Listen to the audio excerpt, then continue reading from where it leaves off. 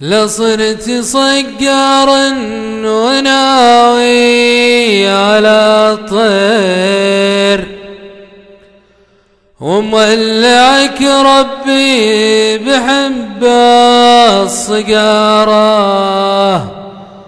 ادفع عليهم كثير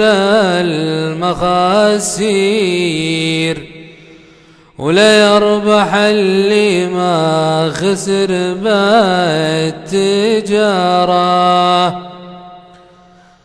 اترك جميع الصنف واقدم على جير، عز الله ان طيور غير خسارة،